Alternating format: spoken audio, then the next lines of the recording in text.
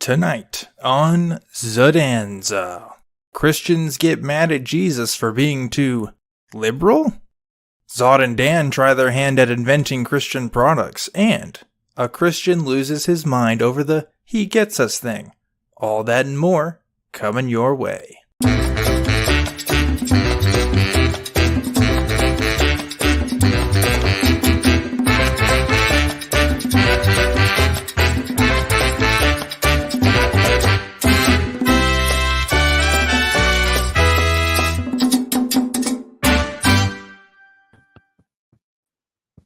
Hello, everybody, and welcome to another episode of Zodanza. This is my voicemail. What do you think, Prophet of Zod? I think that is like creepy and also kind of enticing at the same time. I don't know how to feel about it. What if I just did that the entire time and you just didn't acknowledge it? I think that'd be really great. Anyway, I'm Objectively Dan, your Prophet of Zod. This is Zodanza, a live show that happens every Thursday night at 9 o'clock Central. We talk about stuff, Zod.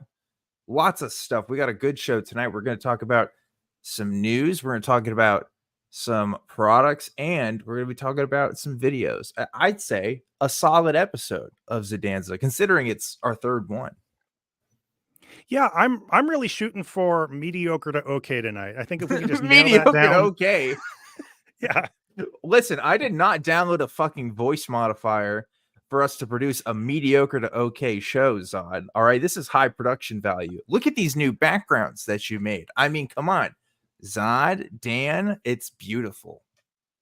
Yeah, we heard that somebody said that the big bright Zodanza things were distracting. We did notice that there's just a lot of Zodanza everywhere. So we do listen. We pretend we don't, but we listen.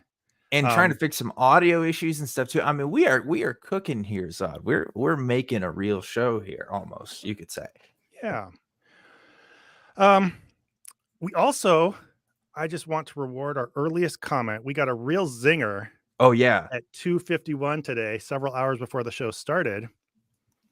Joe, who seems like he'd be a really fun guy to have a beer with, said, "You're an attention seeker.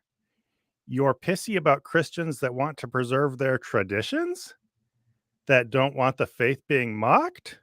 What a joke." What a joke. The real joke, Joe, is that you were on a live stream 10 minutes before it aired just to leave a comment that we might not even have read. Like, that's just crazy. I don't know what you're doing on 9 o'clock on a Thursday night, but hey, that's you're misunderstanding. This was 3 hours and 10 minutes before the show started. Oh, it was 3 hours? I didn't realize it was 3 hours ago. Jesus. All right, that's even worse somehow. What the heck? Joe, at that point, man. He doesn't know yet that I want to mock people's traditions. He needs to show up and figure that out for himself. Yeah, I don't know. That's pretty wild. But Zod, we got a show to get to. Okay, we don't have time to listen to naysayers like Joe. Okay, we've got a serious broadcast that talks about serious topics. Are you ready to talk about a serious topic today? Oh, am I ever? Yeah, it's really serious. Let's get this article on the screen here, Zod. I'm going to present, and you are going to put it on the screen because you have the power, and I do not right now. So if you could lend me your powers, that'd be super awesome. There we go. Okay, so this is a very serious article, obviously, about very serious things. This is from TNR, newsrepublic.com, who says, Christianity Today editor, evangelicals call Jesus liberal and weak. The byline is, a former evangelical leader is sounding the alarm about the direction his religion is headed in. Oh, boy, Zod. Isn't that just a great title? Right there. This is like sounding the alarm on the Titanic after it's like halfway underwater. We're about to hit an iceberg, guys. It's true. It's true. I really love this idea because evangelicals are so wrapped up in their identity politics that just the word liberal is just an insult. It doesn't even have to mean anything anymore. It's just like, oh, this is the thing I don't like, and Jesus is now becoming like that thing, and it's terrible. It's awful. I don't know. It's so funny. Yeah. We all kind of saw this coming, And I think most of us have observed something along these lines, but it's really interesting to hear somebody say it. So I'll be interested to hear what this article actually has to say. Okay, well, we'll see what you think about the arguments being presented here. Okay, so starting from the top here, the editor-in-chief of Christianity Today is warning that evangelical Christianity is moving too far to the right, to the point that even Jesus' teachings are considered weak now. Russell Moore resigned from the Southern Baptist Convention in 2021 after years of being at odds with other evangelical leaders. Specifically, Moore openly criticized Donald Trump, whom many evangelical Christians embraced. Moore also criticized the Southern Baptist Convention's response to a sexual abuse crisis and increasing tolerance for white nationalism in the community. Now he thinks his religion is in crisis. More now. It wasn't before, but maybe now. That's okay, I guess. Yeah, we spent years being extremists or tolerating extremists, and everything's going up in flames. What happened? I don't know, but it gets better, Zod. Moore told NPR in an interview released Tuesday that multiple pastors had told him they would quote the Sermon on the Mount, specifically the part that says to, quote, turn the other cheek when preaching. Someone would come up after the service and ask, where did you get those liberal talking points? Which is awesome. This one actually sounds fake. I don't know. Dude, it does not sound fake to me one bit. There is no way. I totally believe it. There is, again, like, evangelicals have gotten more wild over the years, right? Yeah, they were always wild, but like I can't even relate to them anymore. And I used to be like part of an evangelical group. I don't even know what brain space they're in anymore, right? Yeah, I've never yet been in a coma, so I can't relate. Okay, I guess so. No, it's like there's like this hero worship that's come out of the evangelical party. Like really, like they really think that folks like Donald Trump are like the bastions of Christianity. Like they really think he is Jesus Christ incarnate, so much so that when actual quotes from Jesus are presented to him, they sound like weak liberal talking points. I mean, that's just so funny. I really hope it's true. I could believe it 100%. Yeah. It just sounds a little too on the nose, but I don't know why a pastor would go saying this for no reason. He might be paraphrasing a little bit, but who knows? I don't know, but we'll keep going here because it's great. Next quote here is what was alarming to me is that in most of these scenarios, when the pastor would say, I'm literally quoting Jesus Christ, the response would not be, I apologize. The response would be, yes, but that doesn't work anymore. That's weak, Moore said. When we get to the point where the teachings of Jesus himself are seen as subversive to us, then we're in a crisis, which is like, I mean, okay. There's a lot more to be said here in this article, but really quick, right? The whole point of why Jesus was supposed to be this popular dude is because he was subversive to the time, right? Like Roman imperialism was like kind of a thing in Jewish communities, like a lot of machoism, a lot of this like will to power sort of situation. And Jesus is like out here saying, no, it's literally about loving people. It's about turning the other cheek. I mean, that in itself was radical of its time, and now it's like doing it again. Like Jesus' teaching is so radical that even the people who say that they're followers of Jesus like don't even recognize it anymore. It's just, it goes full circle, Zod. It's amazing.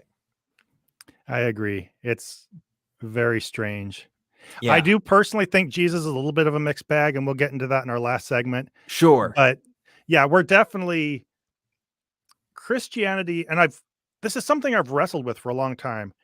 Christianity has either taken a really dark turn for the worst, or I've just changed and all this kind of rhetoric and this hatefulness has just always been there, and now I'm seeing it more clearly. It's really hard to say, but I feel like it has changed. I feel like there's a lot more direct, in your face, mean-spiritedness to evangelicalism. I think there's some stats that would support that. But this article is really great, so I want to keep reading from here. Go ahead. So next part is Moore said he thinks a large part of the issue is how divisive U.S. politics are, which is now spilling over into the church. He pointed to how a lot of issues are, quote, packaged in terms of existential threat, unquote, leading to the belief among everyone, not just evangelicals, that, quote, desperate times call for desperate measures, unquote, which, oh boy, Yeah. that's how you start a riot, folks. That's how you get shit like January 6th. Like, I don't know what to tell you. That's literally the language of uprising right there, and not in like a cool way, like a bad way. And Uh, so essentially Jesus's teachings are like okay sometimes, but when things get really serious, we need to jettison those and move on to something else. Yeah, and that's the other thing too. Like Jesus does call for radical living, right? Like you're not supposed to be of the world. It is supposed to be kind of like a rejection of what's out there, but they are taking it in like the total opposite way. It's so bizarre. But Yeah. moving on here, it says it makes sense then that evangelical Christians would embrace Trump, who portrayed himself as the answer to many of those supposed existential threats. Trump both campaigned and governed on a largely evangelical Christian platform. He moved the U.S. Embassy in Israel to Jerusalem. He cracked down on immigration from majority Muslim countries, and he appointed multiple conservative judges, including to the Supreme Court, which has swung sharply right, which is all true, by the way. Like, I mean, Yeah. it's undoubtedly true. Trump appealed to an evangelical base, and you it's like the leopard eating face party, you know. It's like, I didn't think that the leopards would eat my face, right? Like that's it. Like this is what's happening in real time. It's like a parody, like every day. Well, and you look at the stuff that he's appealing to and the fact that this is what the evangelical church eats up right now. I don't I don't think their mentality or the things that are important to them are the things I had thought, at least growing up. That's what they really want out of life and what they really want out of society is a lot uglier than what you would expect out of Christianity. And that's kind of unfortunate. I agree. Like it's like evangelical churches have more in common with like 4chan posters now than they do with like normal people. Like Yeah. that's kind of the mentality, right? It's like, oh, other people are enjoying things or have nice things to say about things. Like we have to be the opposite of that just because we like hate those people. It really is like an anti sort of movement, right? It is defined by what it's against, which arguably could be said about us in some respects. But moving on here, because this article is almost done, and I'm glad for this one, Zod, we have a shorter article because like you and I can talk a lot here. So the shorter Yeah. articles I think are good. 2 more paragraphs. So it says he made good on his anti-abortion promises when the High Court removed the nationwide right to the procedure in June. Many LGBTQ protections were rolled back under his watch, and during the June 2020 protests over George Floyd's murder by the police, he tear-gassed demonstrators so he could take a heavily posed picture with a Bible in front of St. John's Church near the White House. You remember that shit? That picture is fucking crazy, dude. Does that count as heavily posed? That seemed very haphazard. No, no, they had a whole photo op in front of that. I know. It was obviously posed, but I just mean it was very clumsy. Like, yeah, it was ridiculous. But yeah, that was quite a wild moment. And as Trump swings ever further right, it makes sense that people who believe he will solve their problems will follow blindly. And it is true. Like Trump, like kind of represented, I think, like the basest, like things in people, right? Like the basest, most malicious, most vile thoughts that you couldn't get away with saying in public. Like Trump was sort of parroting that, right? Like he was championing these things that people kept to themselves for a long time, and people like just feel more comfortable saying it out loud than they used to. And that says something. I don't know what it means when a religion as wide as Christianity has such a huge base with Trump. Like, what does that mean for Christianity? You could argue all day that Christianity has nothing to do with folks like Trump, that Trump doesn't represent Christians, that he's not a real Christian. You can say that all you want, but he still represents the interests of like millions of Christians in this country, or at least people who self-identify as Christians. And that is saying something, right? I don't know what the future of evangelicalism is going to be, especially after the recent indictments with Trump. I mean, who knows? But like, I don't think it's going to get better anytime soon, to be honest. No, I don't. I think our country is shifting toward its general population is shifting toward being more sensible and less extreme. but the evangelical cultures, the more they feel on the fringe, the more extreme they're going to get, and they do feel empowered by Trump and by the justices he's appointed. So Yeah, I think the it's sad. mentality of our culture is pointing in the right direction, but the government, unfortunately, not for now. And I have a lot of friends and family who were part of they're still fundamentalist evangelicals, and a lot of them are very troubled by where a lot of the church has gone and how severe it's become. Yeah, I mean, like, Trump, like, single-handedly made some people atheists, straight up. Like, I really think Trump, like, really de-radicalized some people just because of how radical other people were getting, and people were like, "Whoa, Yeah. wait, actually, I don't think I can follow you through." Like, how many people deconverted or deconstructed their faith, like, post-2016, right? Like, I feel like a very significant portion of people, have done that, but actually, the commenters are pointing out that photo that he did in front of that church, he was holding the Bible upside down, which is, which is rad. Remember Yeah. you know Trump, like, signed people's Bibles? You ever seen those? I want a Trump signed Bible. That would I don't know what I would do with it, but, And when he stands in church, when he's in church, he looks like bored and restless and like he doesn't know what to do. I don't know. The idea that they see this guy as an actual Christian, the whole thing just tells me that there's something more going on in their minds uh beyond Christianity, or something much more important to them than just the actual practice of their faith.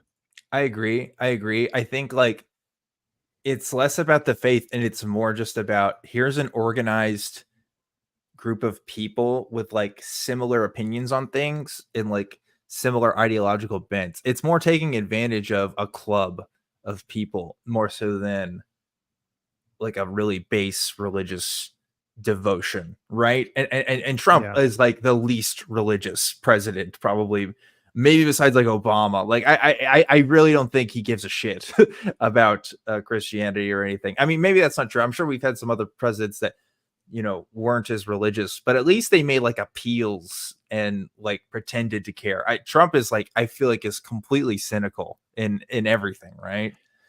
And he's the most obviously clueless about mimicking Christianity. Like, it feels insulting to try to be made to pretend that he's actually a sincere Christian. Others, I'm sure, weren't, but they at least knew how to put on a front. Just like I don't think he's the only or maybe even most corrupt president, maybe, but he lets it fly so obviously. Yeah, I 100% agree. I love this picture, by the way. This is my favorite The, Trump picture. his hamburgers. Whoop. Dan just disappeared. Hold on just 1 second. I'll see if I can get him back.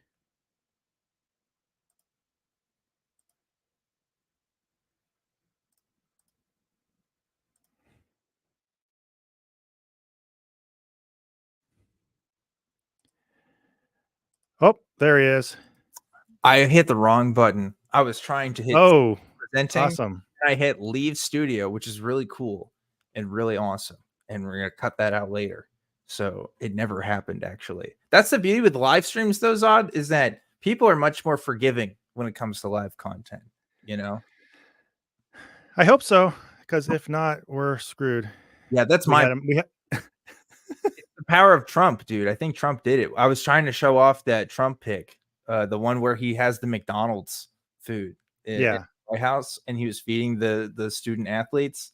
That's my favorite picture of Trump. Do you have a favorite picture of Trump? That's gotta be close, or I think maybe a still shot. Isn't there one where, like, he tried to pose with an eagle and it attacked his head or something? What? No, I haven't seen that. That's a rare Trump. I gotta look at that. Uh, gotta get my Trump trading cards out, and maybe we can Yeah. exchange which ones are out there. But anyway, Trump is a legitimate religious figure, but, like, in the weirdest, most cynical way. Like, he has so many specifically religious followers that just don't believe the same things he does. I wonder how, I don't know, in through all of history, it does such a dichotomy exist, like, in such a wide difference between leader and follower. I don't know. I mean, obviously there's, like, cult leaders that, like, don't actually believe Yeah. the stuff they're teaching, But I don't know. It's just, again, it's so cynical with Trump. It is really amazing. Anyway, that's all the Trump stuff we could talk about. Yeah. But important to talk about.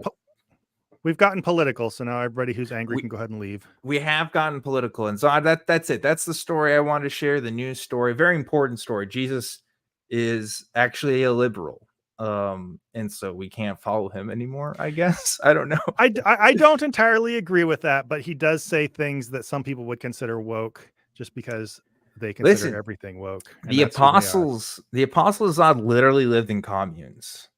Like, that's just a fact. I always bring that up because I think that's the okay. We're thing. getting distracted. Let's do our products. All right. Let's talk about our products. Zod, you had a great idea last week, and you said, you know what we should do? We should come up with Christian products for us to read. And I interpreted this as, oh, we're going to read each other's Christian products, which came to us having different ideas. So you have like an image, like you made something that you're going to show me, and I made a commercial for a Christian product, a script for a commercial. So who should go first? Zod, do you want to go first, or should I go first? I'll go first. Okay, unless you prefer to. No, go for it. I want to see what yours is a commercial. Mine is more of like, go ahead. Yeah. I have a commercial for a Christian product. You have a prototype, from what I understand. Yeah. Mine's more of like a boardroom presentation. Like, imagine me at the head of the boardroom table, flipping pages on this thing and showing people what my product is. So I want to open with a question, Dan. Mm-hmm. What is the hottest intellectual property right now, would you think, at least at the moment, in terms of toys? Which toy Barbie's up there. Yeah. Right. Yeah. Barbie's just all over the place right now. Mm-hmm. So I was thinking Christians are always trying to make a obviously not corny Christian version of everything.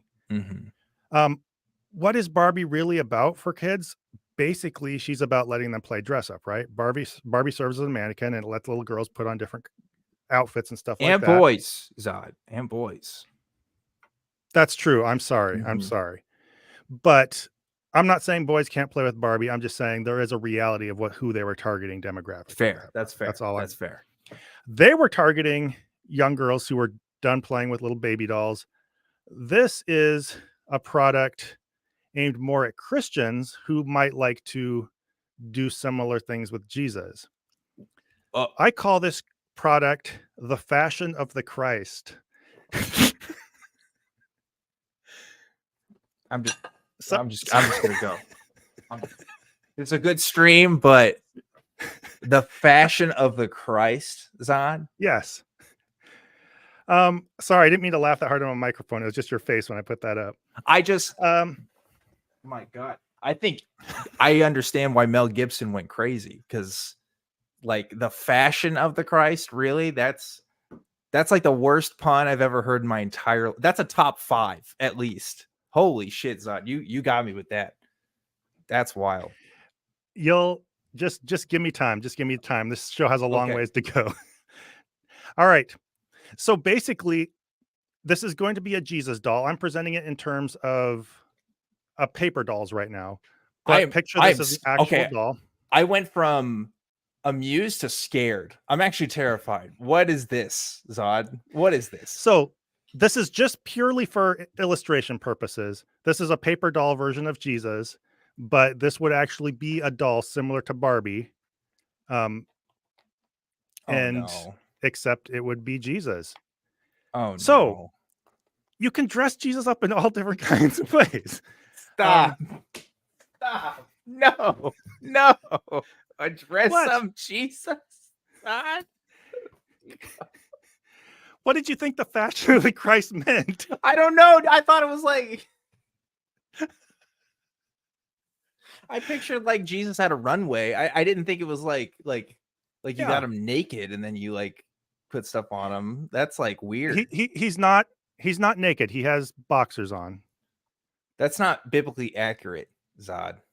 They didn't have boxers in Nazareth, or did they? No. Well, they do had, you want Jesus loincloths. to be naked, Dan? No, he needs a loincloth. He's got like fucking Okay. slippers on. He's got the Gucci slippers. Come on, man. Okay. Get out of here. This is for illustration purposes. That's we can fine. talk about this in the design process. So anyway, He can obviously, you can put a little Jesus robe on him, right? Yeah. Makes Yeah. sense. Got the I sash. think this would probably be packaged with the Jesus figure. Kids automatically have something to play with. But we could also, you could put regular modern day clothes on him. Wow. That would be This is another like, option as well. I feel like he's gonna take my order at Burger King. Why would any kid want to dress up as this Jesus or to dress Jesus up like this? This is just regular clothes. You got to sell me on this, Zod. I'm a prospective buyer, and I want Okay. my kid to have the best homeschool Christmas ever. And you tell me why the Jesus doll needs to go in my budget. Jesus came to earth to relate to you and me, right? Mm, Kids want to understand Jesus. You want to make him more personal. You want to make him Okay. relatable. all right. You want See, to understand that he gets us. there we go. So, See, folks, I got to yeah. train Zod in pitching right now. Okay, you're pitching to me. That's good. I like it. Continue, please. All right. So, kids also really like space. So, we have Jesus in an astronaut outfit. I think this would be a great turn to take, along with playing with their favorite Lord and Savior. We have we have the sci-fi aspect of this, right? I'm not gonna lie, I do like space Jesus. Now, Jesus did go into space like after the resurrection, so maybe he did don the NASA astronaut suit as he was like going up behind the clouds. You know what I'm talking about, right? Where he's doing the ascension. You know, Because heaven is somewhere out in outer space. maybe Jesus was the first guy on the moon. Yeah. You know? So, but anyway, this is just kids can get their sci-fi on while they're getting their Jesus on. It all ties together.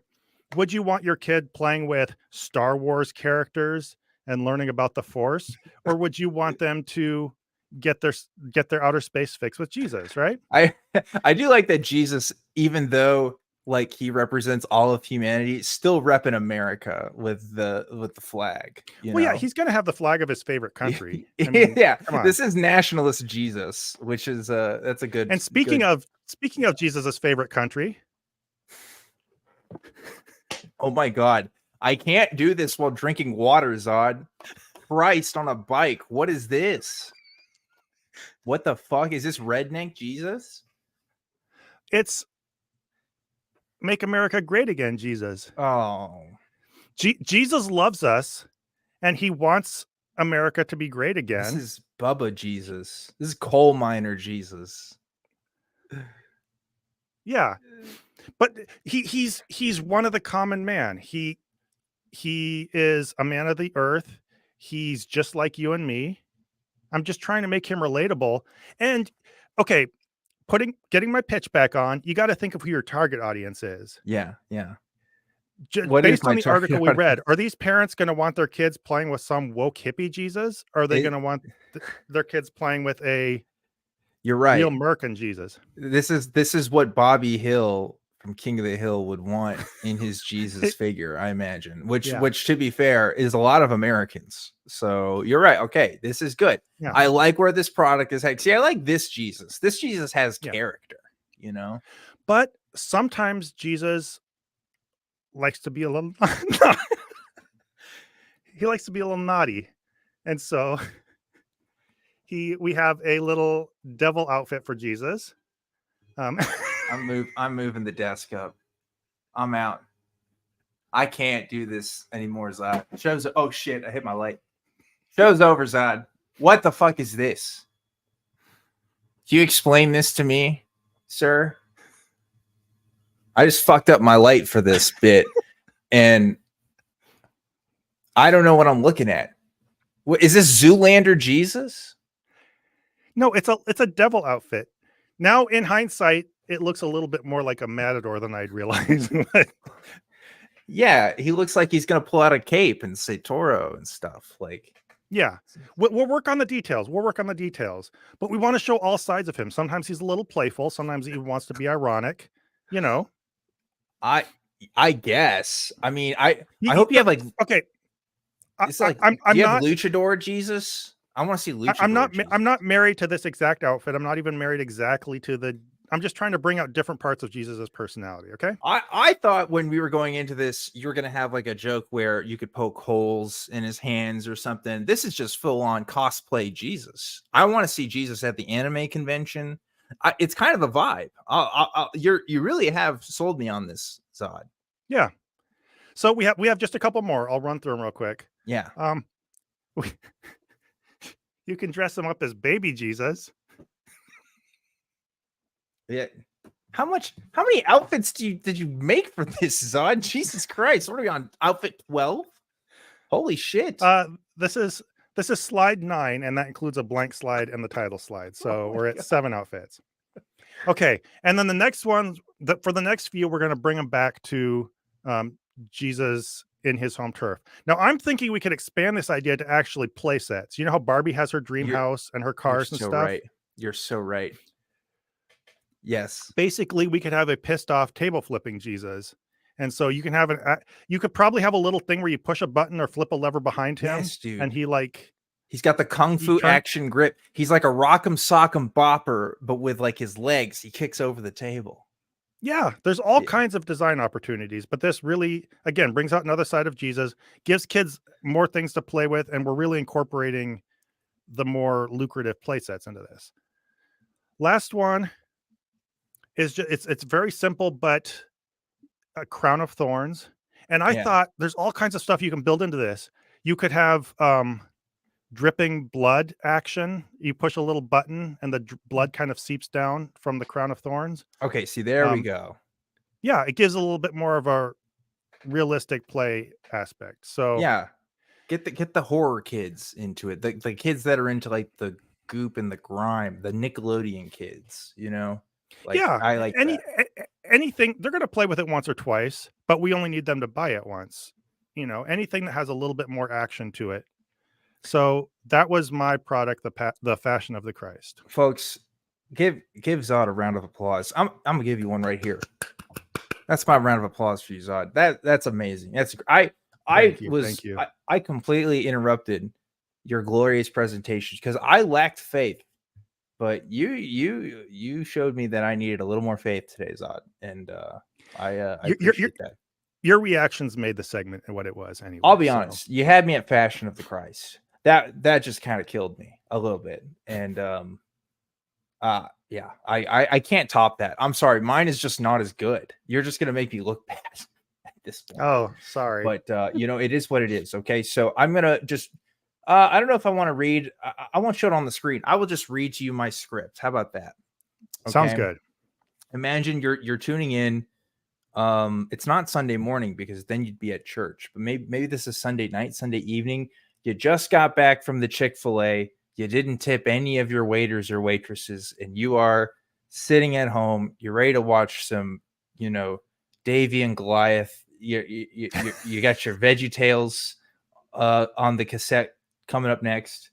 You got orange juice and celery, and suddenly this commercial comes on. Okay, this is. And I have little sunshine emojis at the top introducing the Divine Delight, the Jesus Candy Bar. Now, I'll be honest, not the most creative name. It's hard coming up with a pun for Jesus and candy, but I think you'll find the content is still there. And see, I say that, and Zod's going to come up with something in like 5 seconds. So watch out for that. No notes, nothing, Zod. I'm thinking. This stuff takes time. You go ahead. He's cooking. All right. So I have here in asterisks soft music playing as the camera pans over a serene garden setting. A narrator comes into frame. Welcome to a taste experience that's simply heavenly. Then a close-up shot of someone unwrapping the Jesus candy bar, revealing a shimmering golden wrapper. Behold, the Jesus candy bar, a sweet treat that's sure to uplift your spirits and satisfy your cravings. And then a close-up of somebody taking a bite of the candy bar. And by the way, this is literally like, imagine, you know, like a chocolate Easter bunny. It's just like a chocolate Jesus, like in a golden wrapping. So it's like, oh, yeah, okay. It's just Jesus and that's weird too, because the packaging has to be, you know, like in a cross shape. I don't know how that's going to test in the markets. Notes based on your considering your intended audience, consider white chocolate. Oh, Zod. Ooh, that's a tricky little joke you got there, Zod. That's a thinker. I'm imagining, like the little things at the dollar store where it's the little metal hooks that you kind of put. Yeah. You're like, there's a little plastic. Like you get a GI Joe, there's a little hole punched in the middle, so you can put it in. So I imagine you just put the cross on one of those. You have to stick it in between two of them, and that's where the candy bar sits. Okay, so Sounds good. So the close-up of someone taking a bite of the candy bar with their eyes lighting up in delight. With each bite, you'll experience a burst of flavors that's as divine as the message it carries. Immerse yourself in the taste of compassion, the crunch of hope, and the sweetness of love. And then, like, you start to see someone eat it, and there's blood that's kind of coming out just a little bit. That's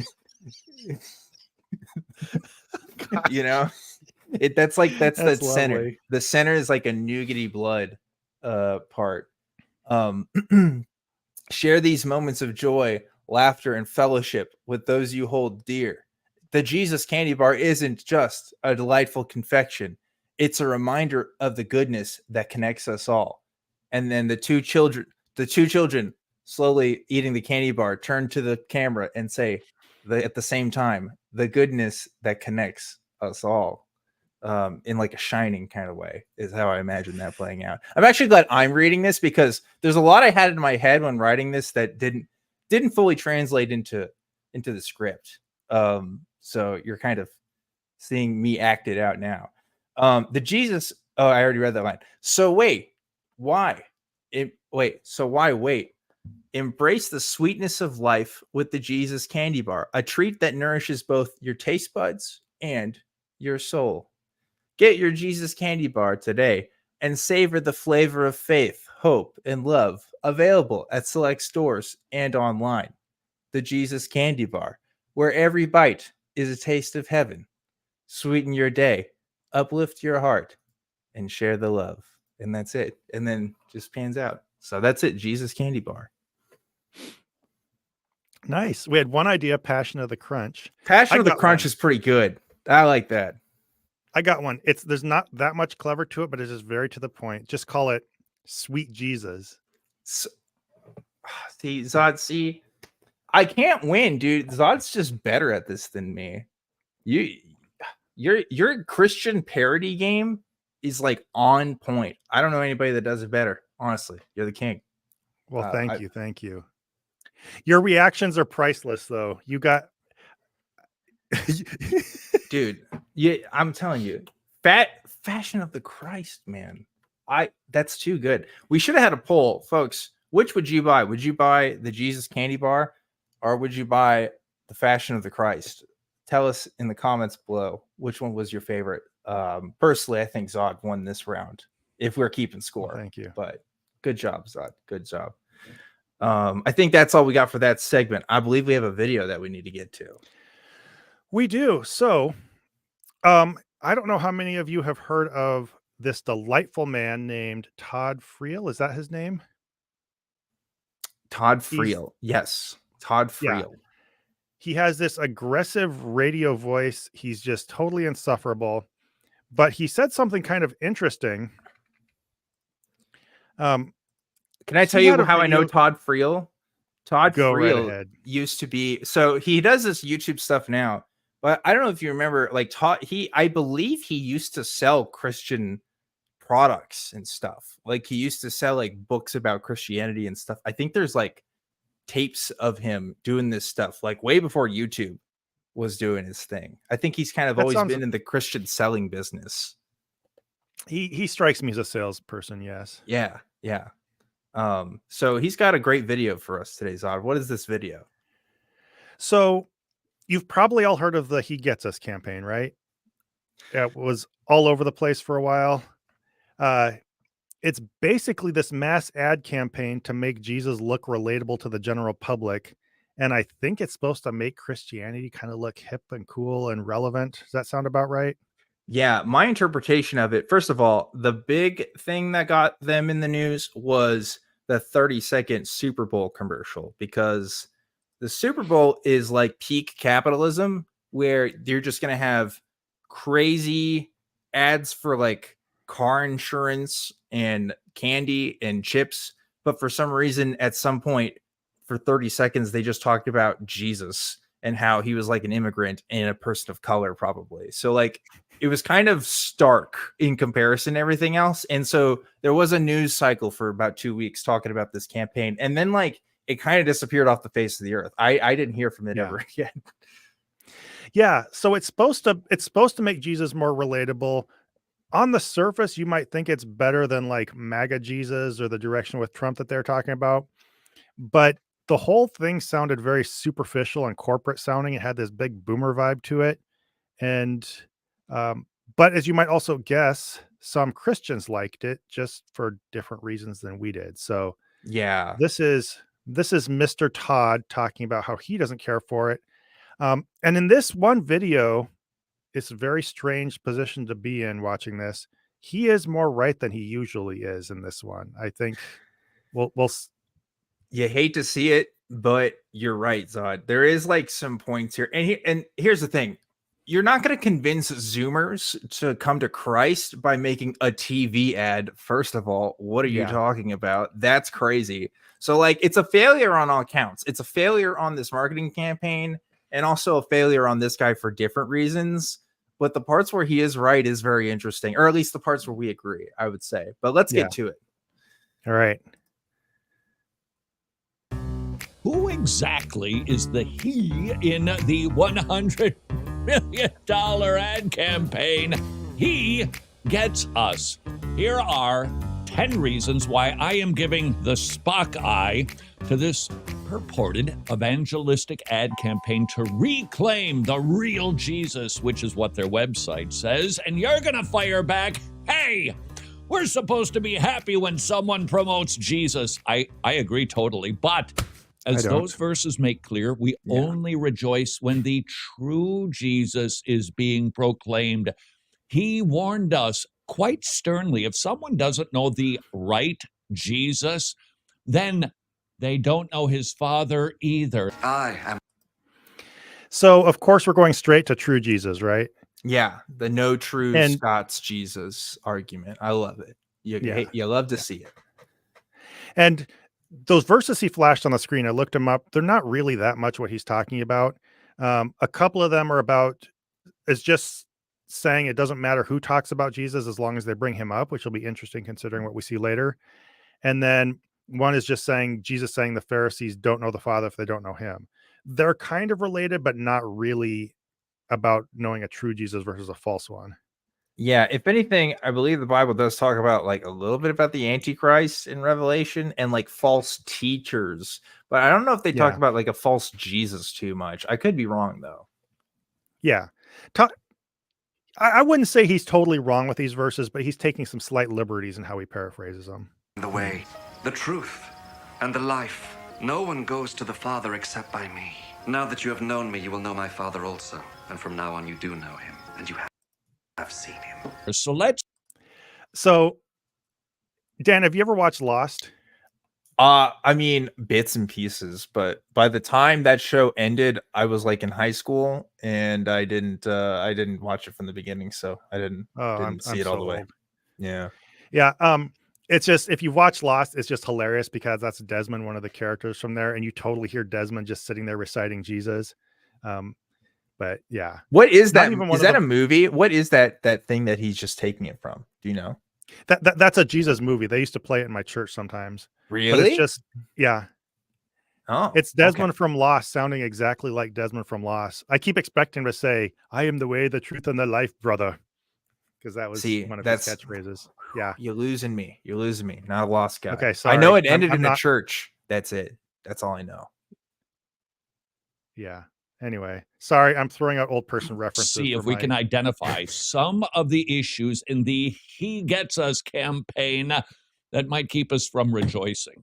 Number one, the campaign focuses on the humanity of Jesus exclusively. That's what the creators say. Their partner website reads, by design, our media messages focus on his humanity since we've learned these resonate with the widest possible audience. Cool. Yeah. Jesus has been test marketed. Maybe Yeah, we no, need to can we follow. pause right here, Zod? I know you have Yeah. your notes. I know you have your notes, but no fucking shit. Like this, that one point, Zod, when we were talking about what to watch, and then we saw that first point, I was like, oh yeah, we need to talk about this because in what world do you say, oh man, we really don't like it that they talked about the man's humanity?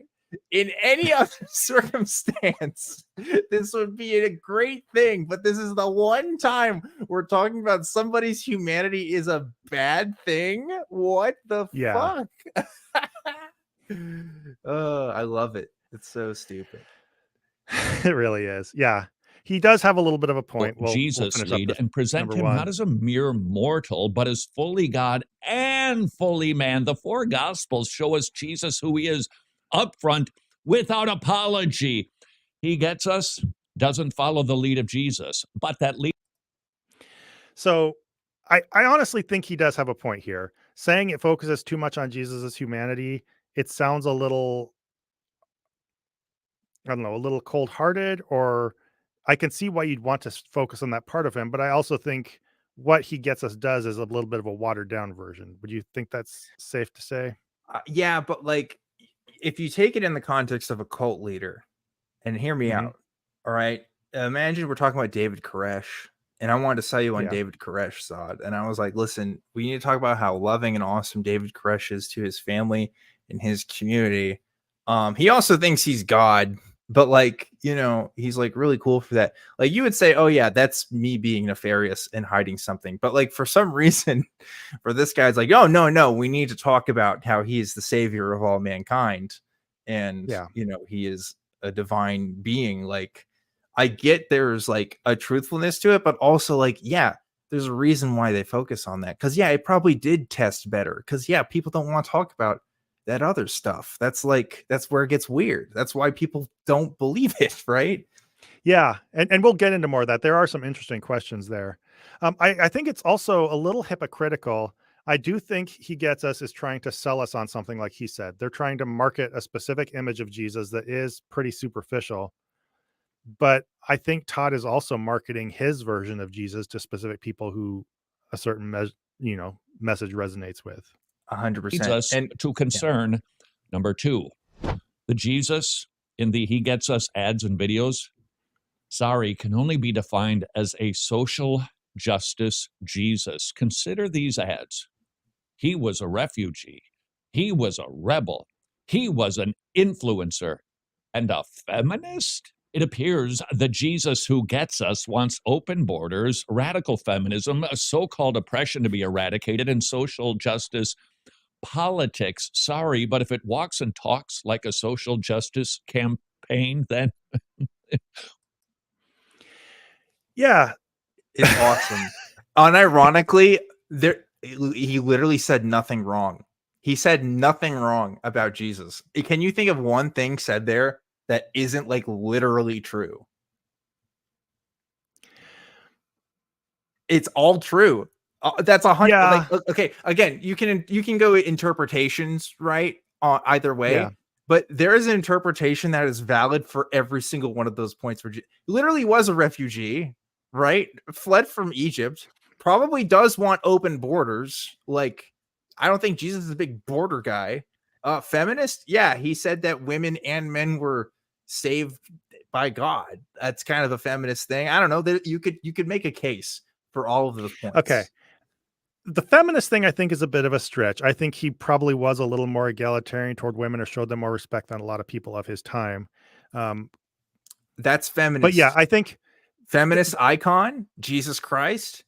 We say I think yes. each of these things you're saying, there's some case to be saying for semantically he did a lot of those things. I think this romanticizes him a bit much. That's just my personal opinion. But yeah, I'm not sure that he's quite the social justice warrior they try to portray him as being. I think he was also a very manipulative cult leader demanded Sure. weird amounts of allegiance and stuff like that.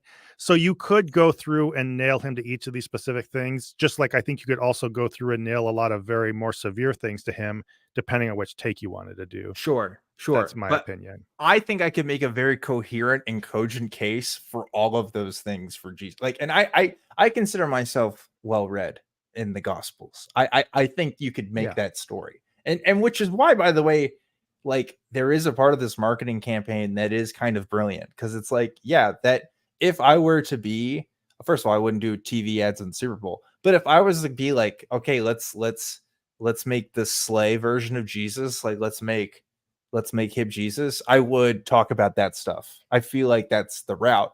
I'm not saying it would be good. I'm not saying like people would care about it, but like I think that's the most honest way I would do it. Plus, somebody point out in the comments, by the way, that background is kind of cool. I'm not gonna lie. The lights back there that you see, that's pretty dope.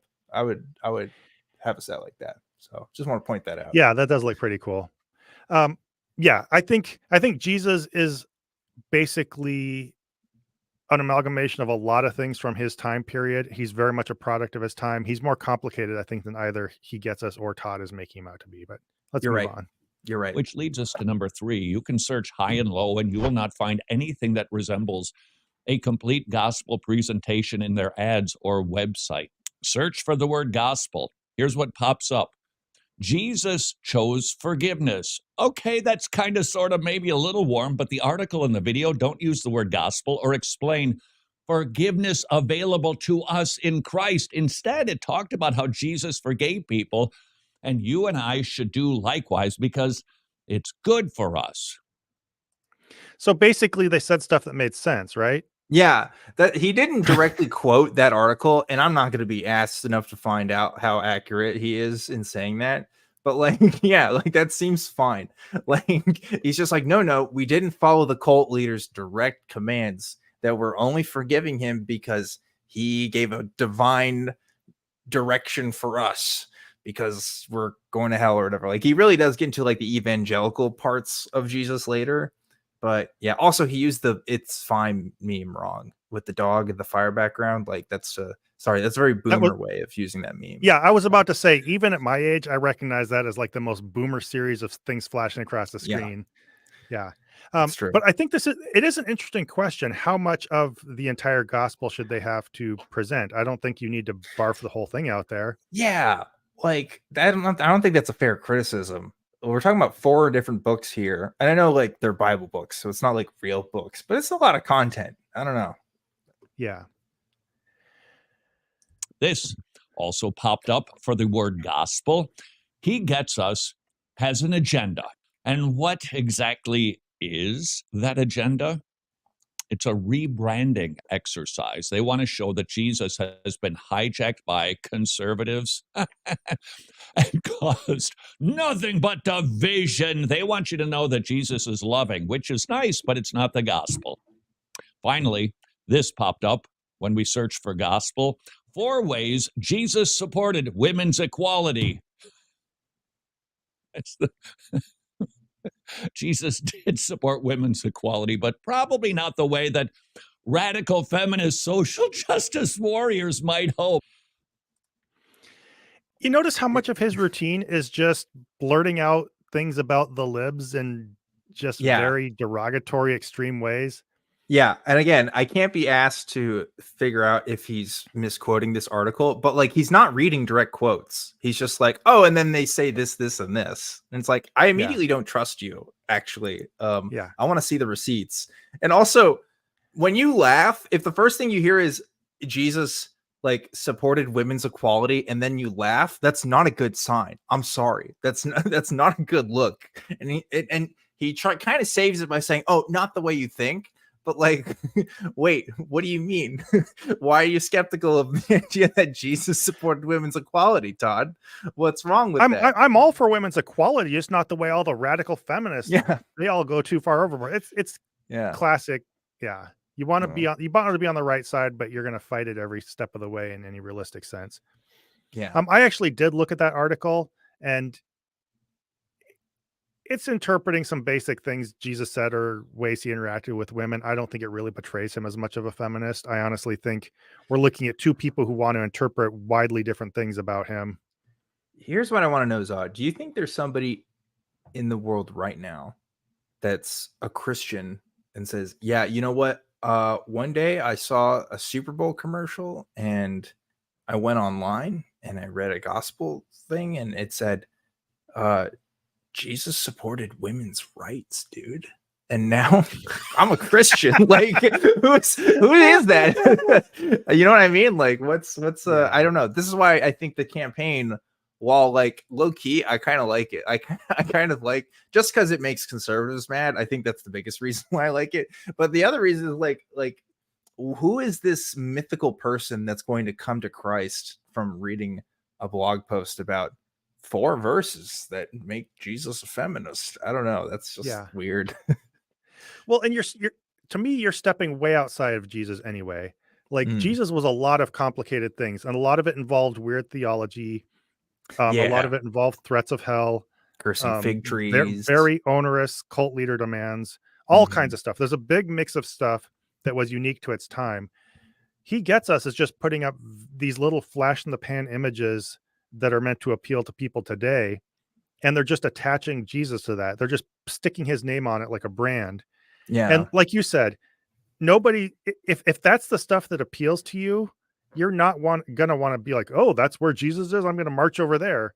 You're already living based on sensible secular values. Yeah. And I think not only are you going to see this marketing campaign for what it is from a mile away, but you have no need to attach Jesus to that. And yeah, it comes off as extremely clueless. I think this marketing campaign probably pissed more people off than it converted to Christ, which is a win in my book, honestly. But yeah, I don't know. Fun stuff. Really? How can a ministry outreach proclaiming Jesus never mention the atoning work of Jesus Christ, his death and his resurrection? And you might say, well, that's because they're just trying to get people interested in Jesus. I say, okay, but that forces us again to ask, what Jesus are we talking about here? Which brings us to concern number 4. The president of the He Gets Us marketing firm clarifies the Jesus and the goals of this ad campaign. Quote, ultimately, the goal is inspiration, not recruitment or conversion. Pretty clear. Elsewhere, the website states their goal is to reintroduce people to the Jesus of the Bible. Wonder what they're criticizing with that. And his confounding love and forgiveness. He Gets Us wants to show off Jesus' confounding love, but his love really is only mind-blowing when we understand Jesus is actually God who died for sinners. But wait, I don't think that's true, though. Like, there are all kinds of ways to be very loving without doing this weird blood sacrifice thing, right? Yeah, and let's talk about this, right? What are the Gospels, if not more marketable versions of the Jesus account to their respective audiences, right? Mark, very known for being the gospel for the Roman people. Matthew, the gospel for the Jewish people, right? Like Jesus has always had marketing campaigns, if you think about it, like from the very beginning. This is just 2023's version of it, 2022. Each of them were written for a purpose, and then the church picked some of them because of which one suited their purposes better. It's all the same game, tracing all the way back. Yeah. It actually gets worse, if that were possible.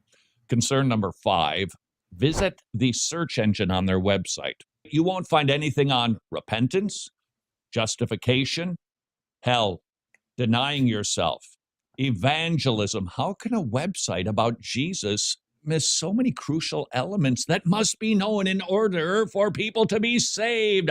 Well, there actually is an explanation, which is this point was literally just the no full gospel presentation again. Yeah, it is the same thing. I think he had 9 points and just needed to round it up to 10, so he rephrased one. They're number 6.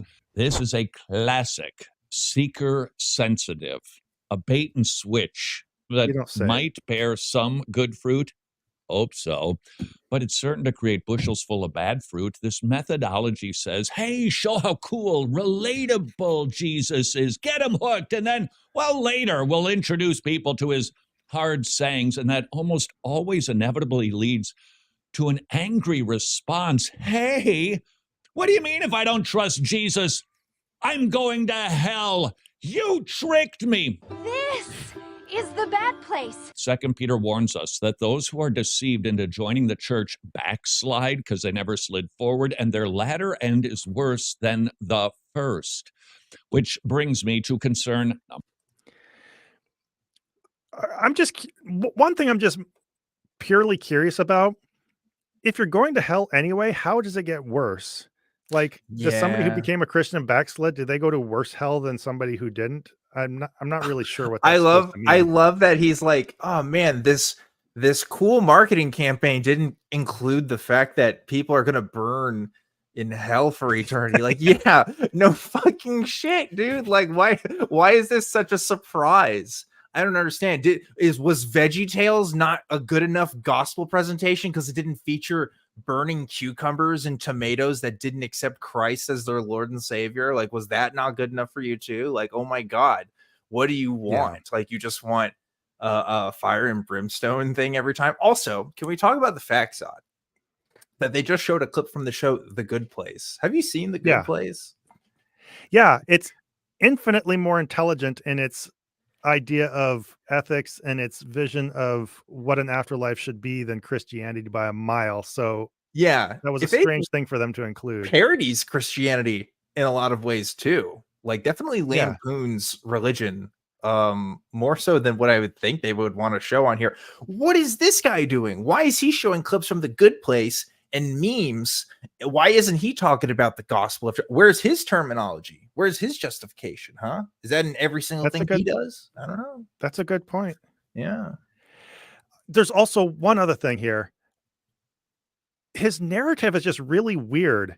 Like, first off, how many people don't know hell is part of Christianity? You're going to get sucked in by a Jesus thing and then be like, oh my gosh, you go to hell? Like, you walk into a church without knowing that. And then even if they do you think they're going to get angry because they think it's literally true? Or are they just going to go in and say, oh gosh, this thing I got marketed into is a little weirder than I thought, and leave? Yeah. You know what? That's a really profound point, because if you think about it, most people probably know about the hard stuff and like maybe don't know as much about the good stuff. If anything, this campaign's like, hey, there's actually some soft stuff here too that you should like. And like, so you can help you get over the hard stuff. And he's like, oh no, it doesn't have the hard stuff. Because like everybody knows about the hard. That's like the biggest turnoff to Christianity. Christianity does not turn people off because it tells people to love one another, my guy. Like, that's not how this works. He just has marketing like completely backwards. Well, and I think most people in our society know all sides of this. Like, you're not playing these commercials for people in the middle of Africa where, you know, according to the missionary stereotype, they haven't heard the word of Jesus at all. Like, this is acting this thing out in front of people who. That's true. But like, if you think about, like, if I use the phrase Jesus was an immigrant, that's going to surprise conservative Christians. Like that might be a fact that they legitimately just haven't considered, but it is like true. Right. Like that's why I kind of like that he gets us camping, because like that is a spin you can put to it that, I don't know. I think is an interesting strategy, I guess. I don't know. Yeah. And of course he has to step into the typical boring explanation about deconversions. Well, it's just because they were drawn in under false pretenses and they were never real Christians. That's kind of mundane stuff. Verse 7, the folks behind He Gets Us, they want to, quote, make Jesus the biggest brand in your city. Sorry, but with all due respect, Jesus is not a product we try to package attractively to get people to buy Him. This campaign, I'm sorry, it just has a horribly low view of God. He isn't for sale. He's not a used car on a lot that we test drive, and if we like him, we'll buy him. We don't have to rebrand him to get people interested. We need to proclaim his divinity and his humanity. Concern and So I think this is largely true. Yeah, there is something a little crass about promoting it as a brand, but I still just think Todd absolutely packages his own version of Christianity and tries to sell it to a specific kind of crowd. Yeah. If he gets us, you might disagree with me on some of it. Maybe it's good that they're What? showing another side of Jesus. Wh- But even if it is superficial, not really Jesus, he's still doing his own thing just for a worse, smaller crowd. Sorry, go ahead. Well, like, what is the Gospels but not a brand for Jesus, right? I mean, like, what are these books if not advertising? Like, what is the point of evangelizing if you're not telling people about it, right? Like, Yeah. that's kind of what you're doing. How many evangelical techniques were you taught that are basically just sales techniques, right? Like, they are kind of similar, and I don't know, kind of I ironic. just realized something. Yeah. So Paul on Mars Hill talking to the talking about the unknown God or whatever, right? Mm-hmm. Mm-hmm. Do you remember that? Yeah. He didn't just burst into Jesus and the gospel and all the terminology. He led in with something they would understand in terms of, you have all your gods here, but you have this one unknown God. Let me tell you about him, right? Yeah. He Yeah. started in terms they would understand, Yeah. and then eventually dovetailed. Would Todd think that Paul was trying to trick them with some fake version of Jesus that relates to the Greek and Roman gods, and then they were all going to backslide and go to worse hell because of it? Yeah. And hey, guess what? What did Jesus do? Did Jesus literally go around saying, I'm God, go worship me, go worship me? No, he fucking taught in parables and gave people simple messages to understand larger points. That's advertising. That's like you're getting people a way in. Like, I don't know. Yeah. I don't know what more you want. Yeah. If he gets us were Jesus, they would say indirect things about him, and then if people didn't understand it, they'd say, well, that's your fault for not understanding my parables. Yeah. Yeah. It is kind of funny that he Sorry. talks about the marketing and just like, oh, you can't make it too slick and stuff. But like, what is this video? I mean, this is appealing to trends, right? Yeah. He's using the memes, he's using the clips. And I guarantee you he has products that he's selling somewhere through this channel. So, And he has the most affected, over the top way of talking and everything. Like, he's totally a Yeah. marketed person.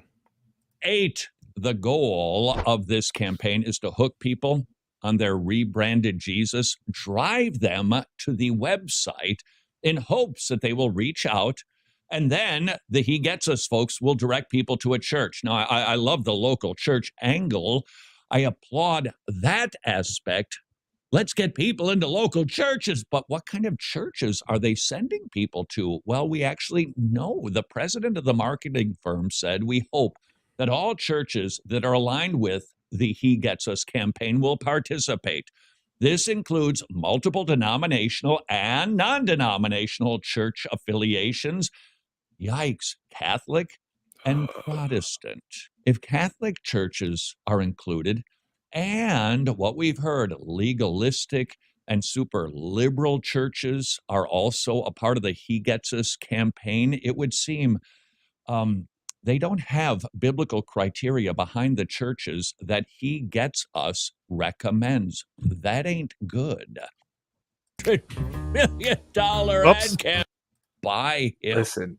Listen. Let me tell you something, Todd.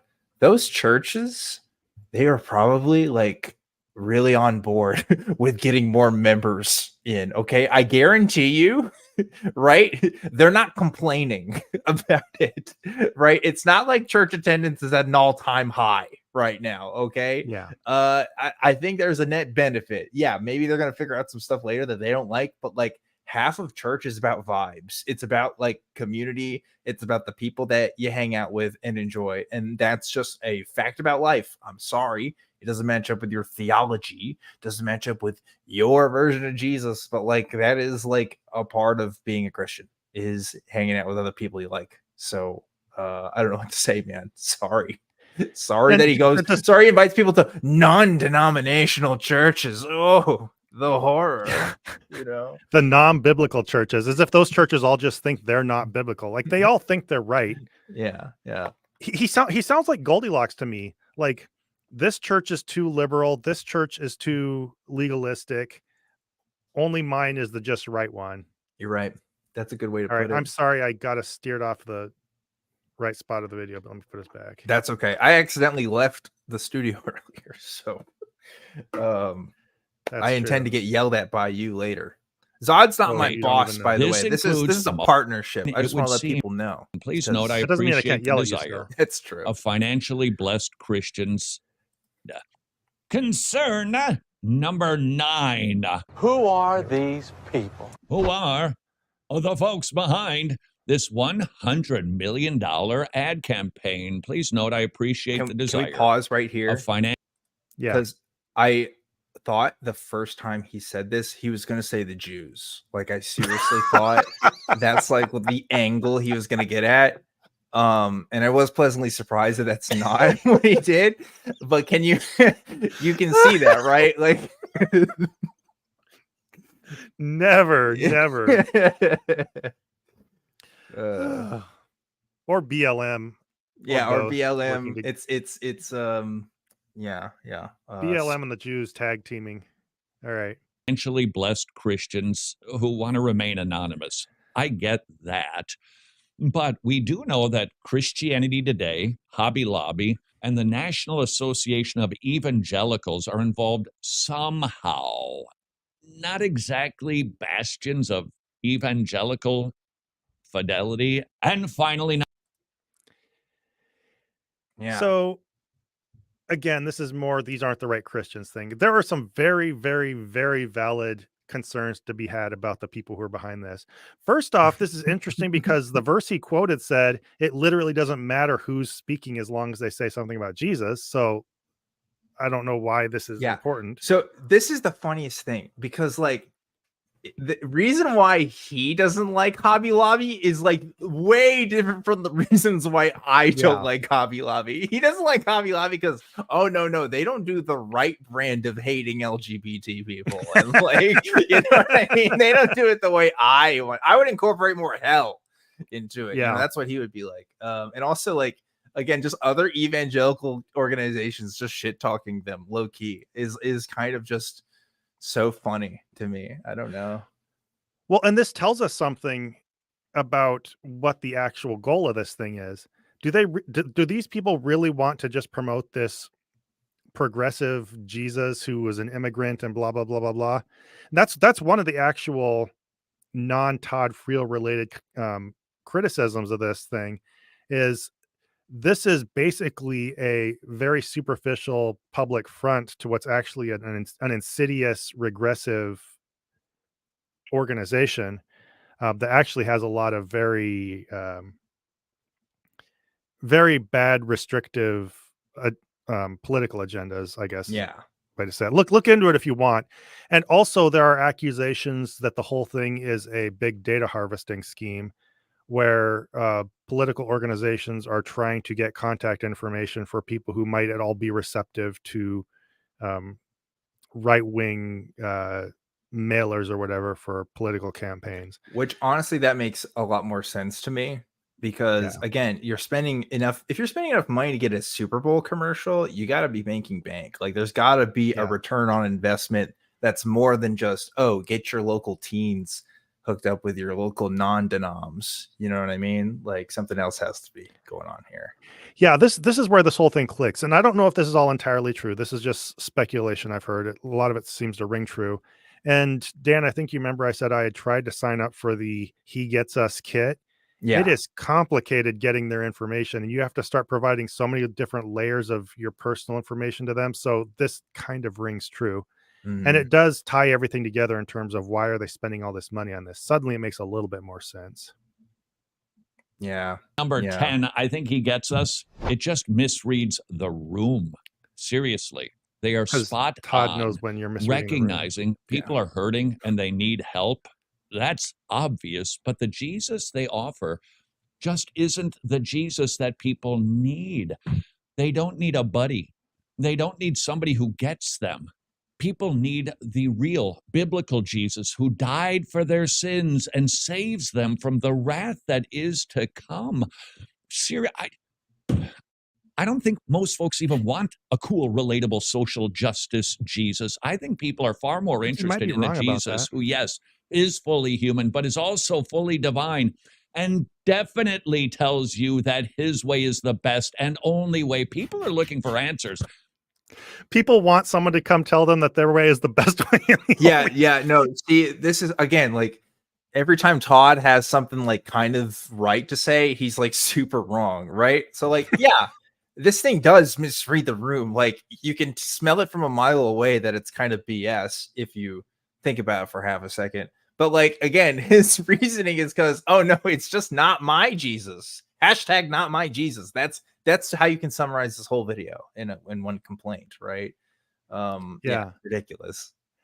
Yeah, he talks about other people not reading the room, and then he thinks everyone in the world wants like literal Christian theology and exclusivist yeah. teaching and stuff. That's Todd, really what the crowd's out there wanting. Oh yeah, Todd. I'm sure all the 14-year-old Fortnite players on Twitch right now would fucking love to just watch your videos, man. Oh, you got those memes in there. Ah, that's so hip. Have you ever heard of lolcat? Have you ever heard of a lolcat? You know about those? You know, they used to be pretty cool.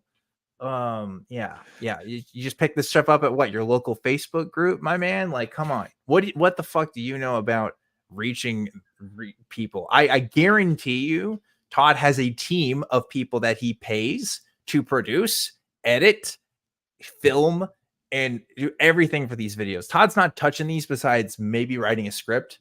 And even then, he's probably having somebody help him edit this because I don't believe Todd's judgment is correct in this. All right, let's wrap this thing up. And solutions and a solid rock, freedom from anxiety and guilt and stress and loneliness and broken marriages and wayward children. If he gets us, doesn't want to present the full, real truth that is the Jesus of Scripture, then these folks can't truly be set free. Okay. So basically, I guess the same thing we're already talking about. He thinks everybody's just hungry for Jesus voodoo to solve their problems, not for a buddy or for social issues or whatever. And I think there's some conflict here. On one side, you have He Gets Us, who thinks that if they just put the name Jesus on real social issues, which I think people are concerned about, they are concerned about actual, the actual issues that He Gets Us tries to attach themselves to. They just see through them putting Jesus on it.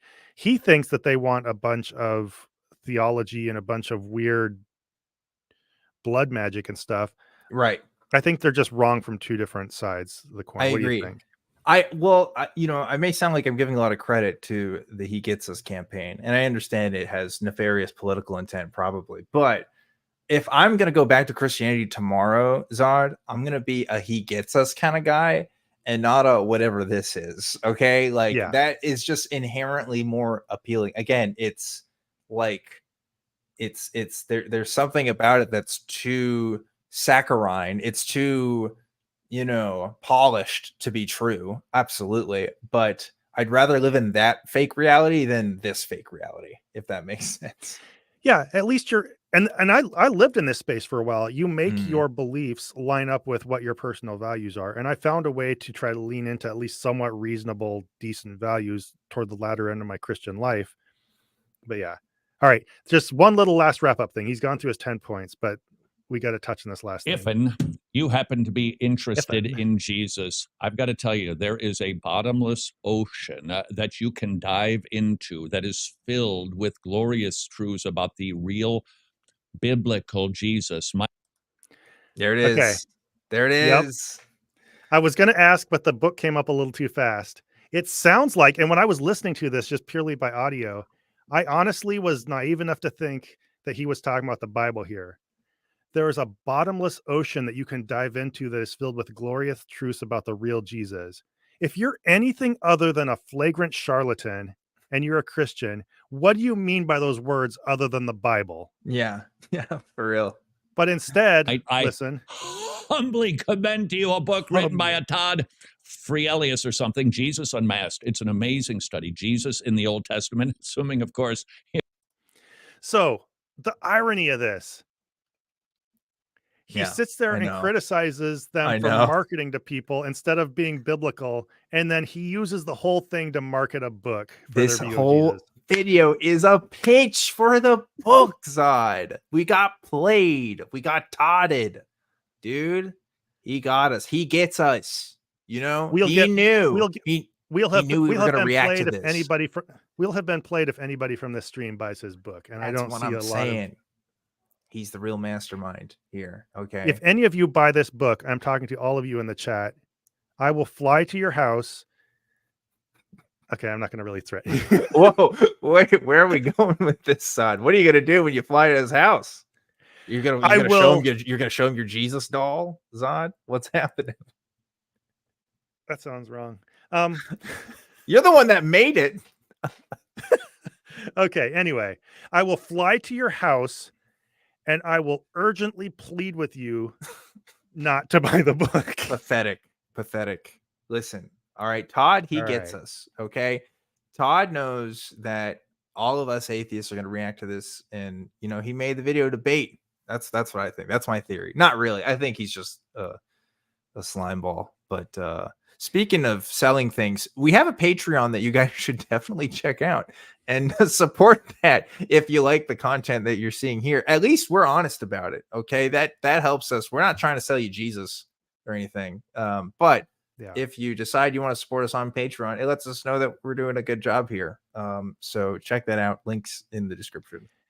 Yeah, we're never going to tell you that, you need our thing to delve into the secrets of Jesus, or you're sinning if you don't tithe or whatever. And I always will say, give responsibly. Just if you have the extra money and you feel like supporting us, that's great. It helps make it Yeah. worth our time. To be But, clear, we will continue to do this for free.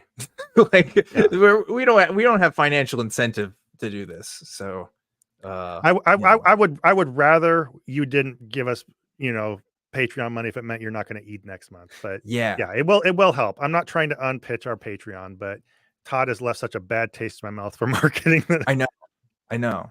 But if you ever see the Fashion of the Christ on store shelves, please buy them all. All right. Zod, you need to copyright that, dude. If that's not trademarked, that's on you right now.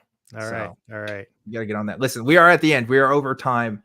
But yes, please like and subscribe this video if you enjoyed it. If you're watching this on YouTube, please leave a comment as well. Help us with that algorithm and the engagement. And of course, as we mentioned to the Patreon, so far we don't have anybody that has donated yet, as far as I'm aware. But that is the only method we have right now to support this project. That Patreon is split between me and Zod. We are going partnership all the way. Just a Zod and a Dan together. What do you got? A Zodanza. 75%, 25%. 70. Get that. That's what we agreed on, right? Let me Okay, tell you never mind. something. All right. If your Jesus stall takes off, maybe we can talk, because it's a pretty good idea. I'm not gonna lie. Yours is pretty good. I don't think people are gonna buy the blood-centered Jesus bar that I had in There's mind. one way to find out. Anyway, I've cut in enough with enough shenanigans interrupting you as you're trying to close the show. So go ahead. No, that's all. That's everything I got, folks. Thank you guys for watching today's show. Zod, any final thoughts before we end our third episode of Zodanza? I don't. I just hope to see you all next week. This is a lot of fun. Please tell your friends. And I enjoyed doing this. So thank you Me for too. showing up. Have Thank a you, good night. guys. See you later. Voy a cantar esta canción con mucho cariño de mi corazón a la República Dominicana, la casa del merengue y la casa de la bachata. Voy a cantar esta canción con mucho cariño de mi corazón a la República Dominicana, la casa del merengue y la casa de la bachata. La la la la la la la, la casa del merengue. La la la la la la la, y la casa de la bachata.